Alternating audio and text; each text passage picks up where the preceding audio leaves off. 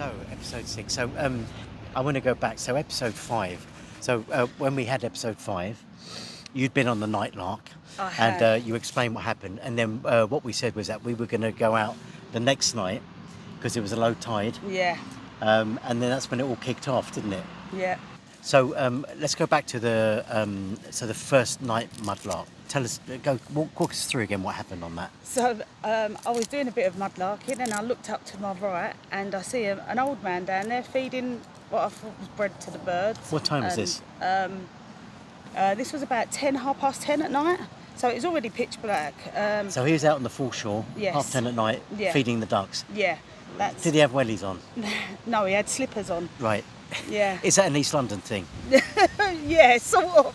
You'd think so, wouldn't you? Because it's just like, what's going on? Yeah. Okay, go on. And then what happened? And then 10 minutes later, I've heard some rocks being rubbled up there, and I looked up, and when I set my torch, it hit his face, all I see was his whole face in red blood. It was soaked in blood, and I said to him, "Oh, are you all right?" I'm on live on TikTok at the time. I said, "Eve," I said, "Are you all right? Let me help you." And he said, "Oh, I shouldn't have come down here feeding the ducks because, you know, I didn't realise how slippery it was." So when I got home, all this side of me was covered in blood. Okay. Yeah.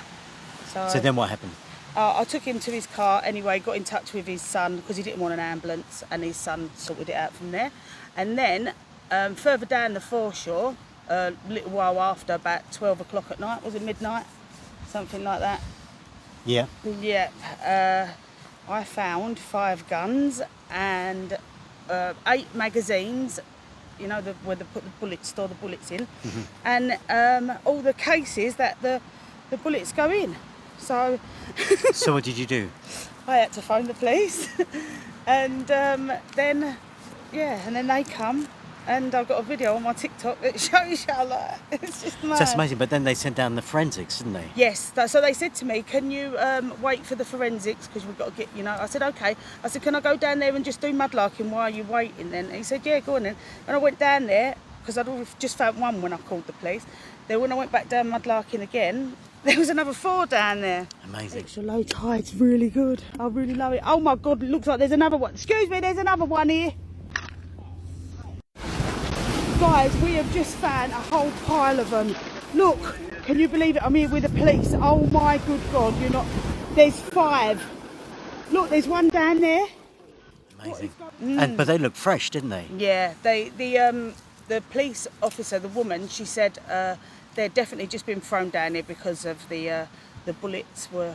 they didn't have no scratches on them. Yeah, so they're still clean. Yeah, because you think, like, if there was a bullet, you know, if that had gone in and out with the tide over...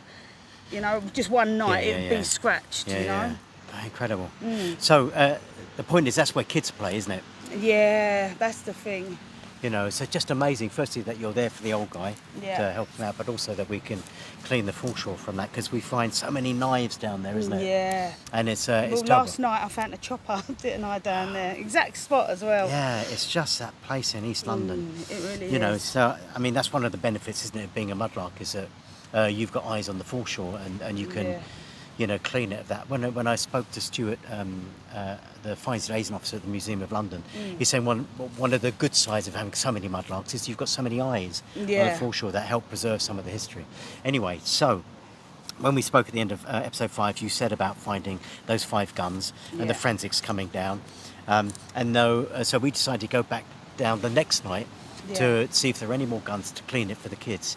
You know, so there's nothing left there, nothing for the elves. So that's what we did. Low tide was 12:30, wasn't it? Yes. And so we got down there about 2 hours before, and we did a recce, didn't we? Yeah. So we walked down the foreshore. What did we find? Perched against the wall. What was that? That ladder. Oh, the ladder, yeah. That was just odd, wasn't It was odd, because it didn't reach the top. We thought, why would someone put that up Yeah, there? so it didn't reach the top. There's this big ladder on the foreshore against a 5-metre wall, which didn't reach the top, but it's just perched against it. It was a really odd thing to see. Yeah. Anyway, we carried on walking past, and we went down the end, and we sat down there for a bit. Then there was some geezer fishing. Oh, yeah. I mean, fishing, and it was low tide, so so he had to cast about 10 metres before he got in the water, and all we heard was this, zzz, and it's like, what the? And this is going fishing. Careful, yeah. Anyway, so then we went back to the good spot, Yeah. and to look for, because the tide was low at that point. Yeah. And then what happened? And then, just out of nowhere, Because I you heard heard the a noise, noise. yeah. I heard a noise, so I've looked up and I couldn't see anything. So we were both live at that point, weren't we? Yes, on we was TikTok. both live on TikTok. We were both on our knees scraping. Yeah. And as I've looked up after I see the noise, I've seen a guy on the edge of the bank, and he was over like that, but past to the point of return. Do you know what I mean? So this is on the 5 metre wall. On the top of the 5 metre wall was this young guy, Yeah. but kind of perched over, wasn't it? Yeah. And I see him, he was too forward, like, and I thought, oh my God, he's definitely going to fall there, you know? So by the time I'd looked down and got up, and he was more over on them posts at the top. And then you called us over, didn't you? Yeah, I was like, Ken, this is serious, didn't I? I knew, Yeah. like... What was that? What was that? What was that, Kerry? Oh, are you all right? Oh my God, are you all right? Are you all... Ken? Yep. I think someone's falling here. Are you all right? Are you stuck? Ken, please, this is serious, guys. I've got to go offline. What was that, Kerry? Oh, are you all right? Oh my God, are you all right? Are you all... Ken? Yep. I think someone's falling here. Are you all right? Are you stuck? Ken, Yep. please, this is serious, guys. I've got to go offline. What's going on? Yeah, I knew. So then I came over and I had my head torch on, and then I could see that this young guy was perched in a really precarious situation on the top of the 5 metre wall. Do you need help? Ken, let me run. There's a ladder. Will that reach up? It ain't going to reach up, is it? Do you want to try? Yeah. Then we remembered the ladder, didn't we? Yeah. So I sent you off to go and get that ladder further down there, thinking we could get the ladder up to try and bring him down. Yeah. So you went off there Yeah. and in search of the ladder. And then I was there with him, trying to understand what he was doing, coming up or down. And then he dropped, Yeah. which was 5 metres. And But what he landed on, that's the thing, but on the foreshore, it's just concrete, it's rocks, there's rebar down there, there's Yeah. iron bars. And he dropped 5 metres and ended just lying there. And there was a moment when where there was nothing. And I couldn't kind of quite work out what had just happened, and he was just lying there. And then there was this gasp of breath, and I thought, oh God, Yeah. he's alive. So I rang the police straight away. When I got there, you was on the phone to the police. When I come back with that ladder. But before you came there, I explained to the emergency services what happened, and she said, "Where are you?" And I couldn't remember for the life of me where we were, so I was shouting, "Carrie!" Oh, didn't And you were down there trying to get this ladder, ladder, which I thought was aluminium. Yeah, so did It's I. like lead. I know, and it was just like the heaviest thing in the world, and it's just and it's just you trying to drag this on the foreshore Yeah. in an impossible situation. So I'm shouting, "Carrie, It was where a are very we?" long way as well. The next day I was really hurting. But there's this guy lying there. I'm shouting at you, and she's saying, "Where are you?" And I said, "I have no idea." And then, so this is amazing. So she sent me a link, a text message, and she said, "Click the link." So I clicked the link, and what 3 words came up? And she said, "Read to me what 3 words came up," and I read, and she went, "Boom, I found you." Yeah. And then straight away she could pinpoint. What a lifesaver! What 3 words? Yeah, yeah. So absolutely amazing. So anyway, the emergency services, they could locate us. She said to us, so it's going to be an hour before the police get here. But I said, it's the low tide is finished. The tide's coming in an hour. He's going to be underwater.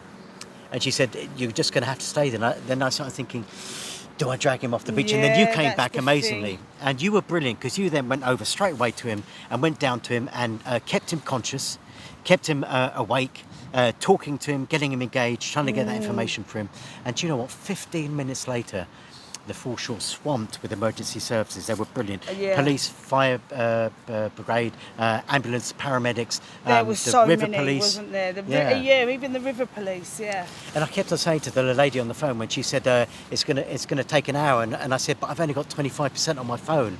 And I bought this shit thing off TikTok. You Yeah. know that orange cable that you said, oh, that's good. Oh yeah, that one. It's a shit cable. Oh. So I plugged it in, but it drains my phone faster than it charges. Oh my God. And so I had this plugged in, and I said, I've only got 25%, and then it's 22%. I thought, shitty TikTok thing. Anyway, but she got there, and they got there, and she Yeah. was brilliant. She stayed on with me till you stayed with him. I ran up the ramp and could direct the police down. Yeah. And the most incredible thing about this is that guy who fell 5 meters onto his back onto the foreshore just ended up with a fractured wrist.